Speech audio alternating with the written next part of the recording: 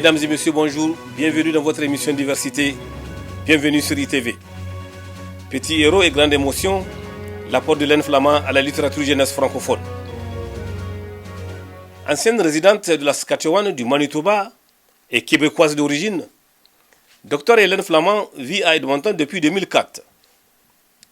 En plus de son travail académique, elle est aussi auteure de livres pour enfants.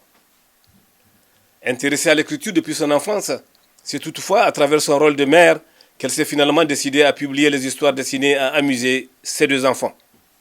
Professeure de psychologie à l'Université de l'Alberta, elle enseigne présentement à la faculté Saint-Jean aux futurs enseignants des écoles francophones d'immersion. Elle a été psychologue scolaire pour les écoles francophones en Saskatchewan et en Alberta, là où la langue française se vit souvent comme un acte de résistance douce, un choix identitaire, un héritage à transmettre.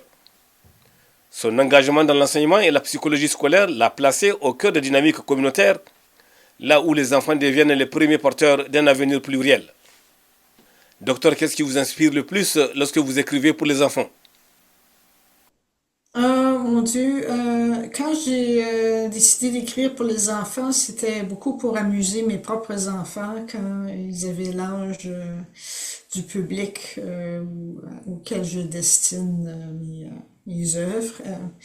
Je me suis beaucoup inspirée de petites choses qui nous étaient arrivées dans le quotidien. Alors, c'est aussi ce que je recommande aux gens qui veulent écrire des histoires, de s'inspirer des choses qui leur arrivent parce que ça donne toujours des histoires qui sont très authentiques.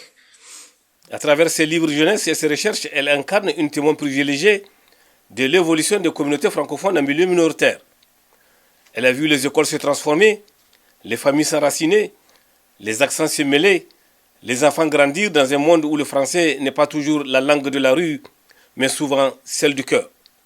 Ces histoires pleines de tendresse et d'humour capturent ces instants de bonheur simples, ces liens intergénérationnels, ces petits miracles du quotidien qui tissent la mémoire collective. Son œuvre à la croisée de la pédagogie et de la littérature reflète une profonde sensibilité aux changements sociaux, linguistiques et culturels. Elle observe avec bienveillance comment les communautés francophones de l'Ouest ont su s'adapter, se renouveler, tout en gardant vivante leur identité. Est-ce que vous pouvez nous dire comment vos livres contribuent-ils à la littératie précoce en milieu francophone minoritaire?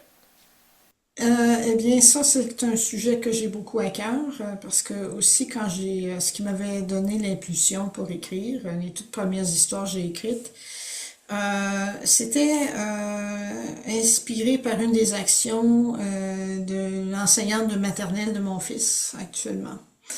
Euh, Elle s'appelait Madame Beaulieu. Je pense qu'elle a pris sa retraite depuis.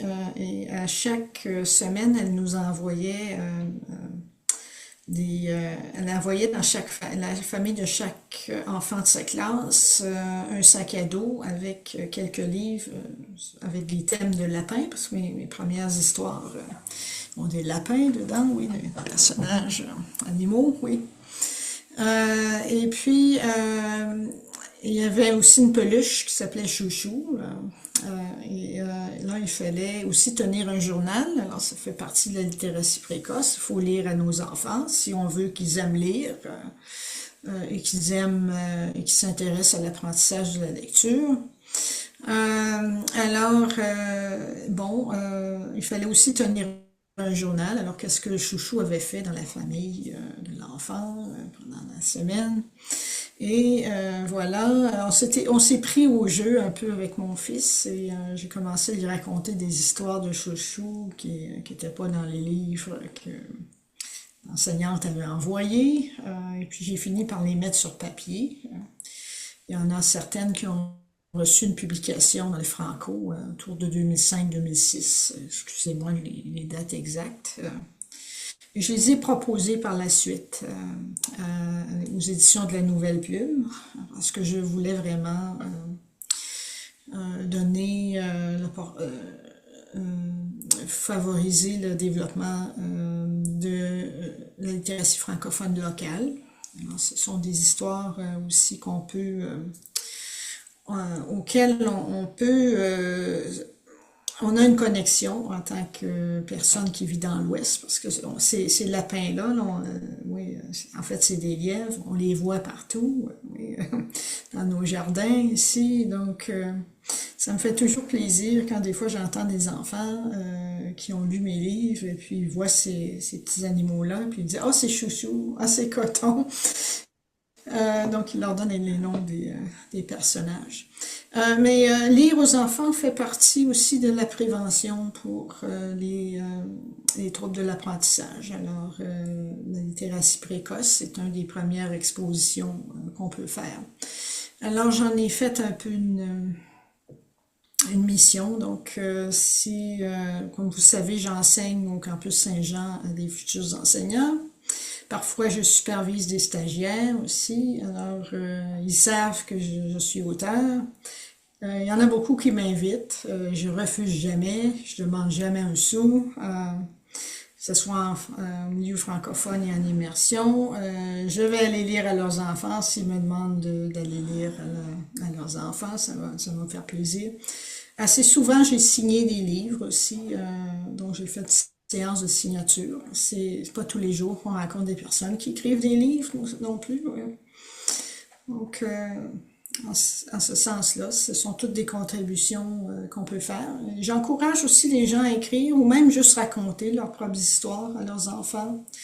On a tous des choses qu'on peut raconter. Dans le monde où on vit actuellement, on ne pense pas toujours de faire ça.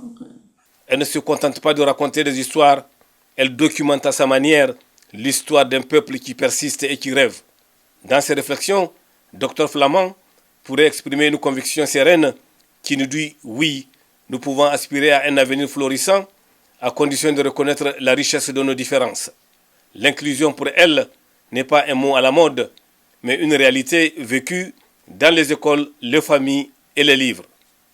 Elle croit en une société où chaque voix compte, où chaque enfant, peu importe son origine, peut s'épanouir dans une langue qui l'accueille et le relie aux autres.